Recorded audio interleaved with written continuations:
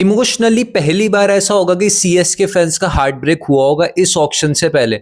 Sorry, पहली बार नहीं, दूसरी बार। पहली बार तो ऑक्शन के अंदर ही हुआ था, ये दूसरी बार हुआ होगा ऐसा।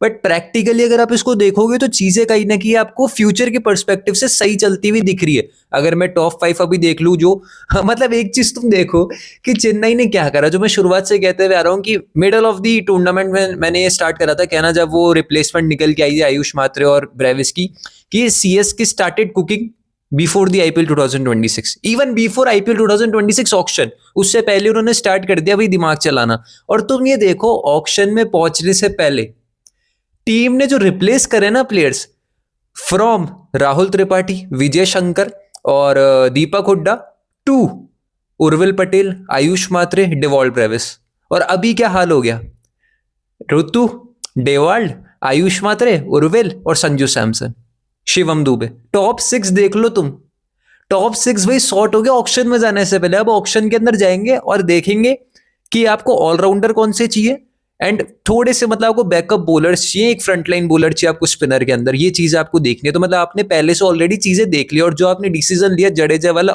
ऑब्वियस ही बात है कि यार थोड़ा मतलब हर्टफुल होगा, थोड़ा हर्टफुल होगा उन फैंस के लिए, सारे फैंस के लिए। बट प्रैक्टिकली अगर आप देखो तो मे बी ये सही डिसीजन हो सकता है उनके एंड से, क्योंकि अगर वो फ्यूचर परस्पेक्टिव में सोच रहे हैं कि यार एट लास्ट डीप डाउन में सबको पता है कि जो ट्रेड है ये जडेजा का रिप्लेसमेंट नहीं है, ये धोनी का रिप्लेसमेंट है। क्योंकि धोनी जब जाएंगे ना तो उनको एक साउथ फेस भी चाहिए होगा जो सीएसके के साथ कनेक्ट कर पाए, चेन्नई के साथ कनेक्ट कर पाए। Ritu is not from south, he is from Maharashtra, Mumbai. But Sanju क्या है कि वो एक चीज लेके आते हैं, और मैं शौक नहीं होऊंगा 2027 से में भी संजू सैमसन कैप्टन हो जाए, यू नेवर नो, क्योंकि ये हो सकता है, ब्रांड वैल्यू बनाने के लिए होता है ये। जैसे विराट का सीन था कि भाई वो दिल्ली से थे बट बैंगलोर के अंदर गए तो पूरे वो आरसीबी के बन गए। तो वो चीजें, तो अब बात करते हैं टारगेट प्लेयर्स की और प्लेइंग 11 की, दो चीजें डिस्कस करेंगे। 11 की बात करने से पहले टारगेट प्लेयर की बात करते हैं कि आपके डिपार्टमेंट फिक्स है टॉप 5, टॉप 5 फिक्स है। आपको चाहिए 6th नंबर का एक तो ऑलराउंडर एंड एक आपको स्पिनर चाहिए, एक आपको थोड़ा बैकअप बॉलर चाहिए।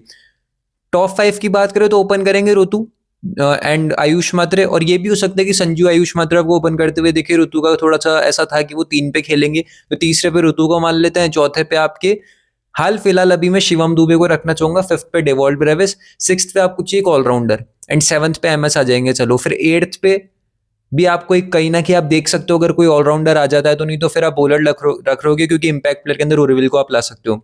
तो 6th पे एक ऑलराउंडर आपको चाहिए। अब उसकी जो ऑप्शन है विथ 43 करोड़ 44 करोड़ जितने भी चेन्नई के पास है, तो वो जा सकते हैं लियाम लिविंगस्टन की तरफ, ग्लेन मैक्सवेल की तरफ, इवन कैमरन ग्रीन की तरफ बिड तो कर ही सकते हैं यार। मतलब आएंगे तो नहीं, मुझे भी नहीं लग रहा वो आएंगे, बट ठीक है बिड तो कर ही सकते हैं।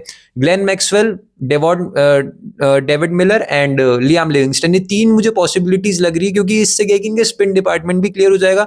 लिविंगस्टन एंड मैक्सी से, और ज्यादा महंगे नहीं आएंगे, ठीक ठाक आपको मिल जाएंगे। 43 करोड़ में से अगर मैं मान के भी चलूँ तो मे बी 8 से 9 करोड़ में, मुझे ऐसा लग रहा है पर्सनली, अनलेस एंड अनटिल वो डीसी वाले जो ताऊ जी हैं वो ना करे कुछ, तो वो चीज़ है। बाकी मुझे लग रहा है कि 8 से 9 करोड़ तक आ जाएंगे मैक्सी और लिवी में से कोई एक बंदा।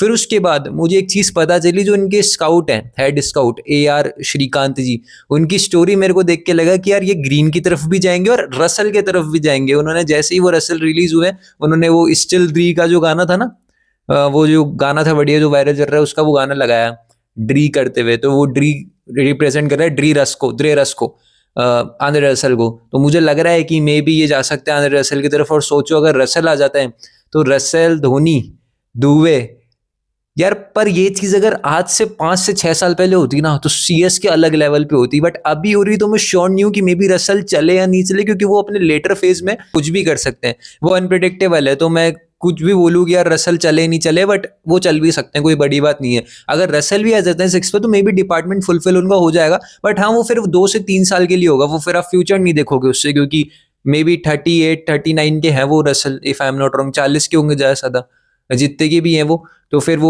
थोड़ा एज का भी फैक्टर है, थोड़ी इंजरी प्रोन भी होती है, बट बॉलिंग से वो आपको सही गाइडेंस दे पाएंगे, बॉलिंग वो अच्छी कर लेंगे उस विकेट पे, क्योंकि वो थोड़ी सी स्लोअर वन भी फेंकते हैं, थोड़ी सैम करन वाला काम वो आपको करके दे देंगे। 6th पे आपको चाहिए जो हार्ड हिटिंग करे तो रसल है, लियाम लिविंगस्टन है। मैक्सी की तरफ मुझे लग रहा है कि सीएस की ज्यादा जाएंगी, लियाम लिविंगस्टन भी हो सकते हैं, पिछली बार भी उन्होंने बिडिंग करी थी चेन्नई ने बट उनको नहीं मिल पाए थे।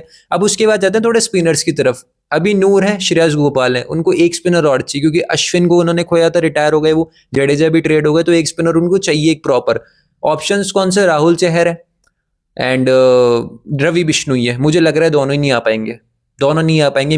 एक आ जाएगा मे बी अगर आपने किसी बैटर को या फिर पथिराना को सेक्रीफाइस कर लिया तो, क्योंकि अभी उनके जहन में ये चीज होगी कि उनको पथिराना को ही बायबैक करना है, जो मुझे लग रहा है नहीं हो पाएगा। मैं आपको अभी भी लिख के दे दूं, पथिराना चेन्नई में नहीं आने वाले अनलेस एंड अनटिल सीएसके भाई किसी भी ऑलराउंडर को नहीं लेती और खूब पैसा लगा दे पथिराना के ऊपर, क्योंकि मुझे ऐसी पॉसिबिलिटी लग रही है कि वो जाने वाले हैं केकेआर में।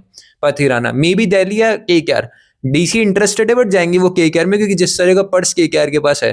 तो पथिराना तो नहीं आने वाला है। अब आपको चाहिए कि स्पिनर, तो राहुल चहर या रवि बिश्नोई में से कोई एक अगर आप चाहो तो उसको टारगेट कर सकते हो, नहीं तो फिर किसी लोकल स्पिनर को लेके, जैसे आपके विघ्नेश पुथुर भी आ गए हैं तो आप उनको लेके रख सकते हो और ट्राई कर सकते हो। श्रेयस गोपाल को रिसेंट फॉर्म काफी अच्छा चल रहा है, उनको भी गेम टाइम आप दे सकते हो नूर के साथ।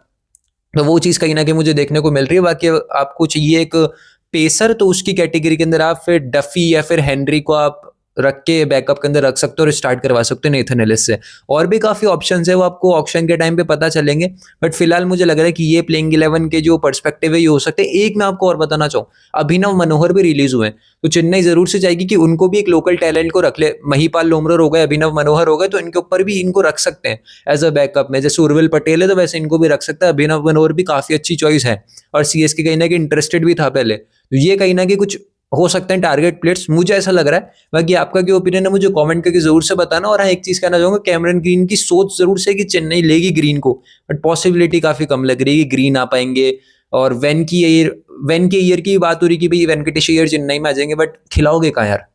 मैं चाहता तो हूँ वो आ जाए, बट खिलाओगे कहाँ? क्योंकि दुबे हैं, अगर दुबे रिलीज होते तो मैं डेफिनेटली वेंकटेश अय्यर का नाम ले लेता और वो आ जाते, बट चेन्नई अगर लेती है वेन के ईयर को तो पता नहीं यार खेलेंगे कहाँ वो, फिर थोड़ा नीचे आएंगे। He is not a finisher यार, क्योंकि वेन के ईयर 3 पे 4 पे 5 पे जा सकता, मैक्स टू मैक्स अच्छा खेलेंगे, ओपन भी करते हैं वो, but 6 he is not a that kind of player who can come and hit those big sixes in the crucial moments. तो मुझे नहीं लग रहा कि वेंकटेश अय्यर की जगह बनेगी चेन्नई में।